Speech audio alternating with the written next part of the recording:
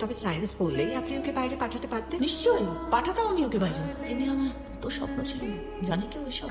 আসলে কি জানেন তো, আহিলি তো বড় হয়েছে, এখন চাকরিও করছে, ওর একটা পার্সোনাল লাইফও আছে। ওর যেরকম আপনার দিকে দেখাটা ওর কর্তব্যের মধ্যে পড়ে, এমনি আপনারও তো আহিলির দিকটা একটু বোঝা উচিত। দাঁড়া দাঁড়া, তুমি কি বলতে চাইছো? আমার মেয়েকে আমি কি বলবো না বলবো সেটা তুমি আমাকে বলে দেবে? ওকে একটু তো পার্সোনাল একটা স্পেস দেওয়া উচিত। আমি একান্ত নিজের মনে করেই কথাটা বলছি, যা আপনার এবং মাম্মার দুজনেরই ভালো হয়। তুমি অনেক কিছু বলছো, তুমি নিজে কি করো? হ্যাঁ, কি করো তুমি? আমি ডাক্তার। ও, ডাক্তার। বুঝা বলে ডাক্তার না মানুষের ডাক্তার? আমি সাইকিয়াট্রিস্ট। কি? সাইকিয়াট্রিস্ট? মামা! আরে মামা! কি হয়েছে, তুমি জানাছো কেন? তুই ইচ্ছে করে জেনে শুনে আমাকে পাগলের ডাক্তারের কাছে নিয়ে এসেছিস। তুমি আমার না, কথা শোনো, কথা শোনো না, মা। এই, শোনো, কথা শোনো, কোথায় যাচ্ছ?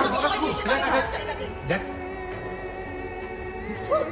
হ্যাঁ? এত বড় সাহস? এত বড় সাহস হয় কি করে? হ্যাঁ? আমার মেয়ে? একটা বাইরে লোক বলে দেবে আমার মেয়েকে আমি কি বলবো, কি করবো? কি ধরনের ব্যবহার মা?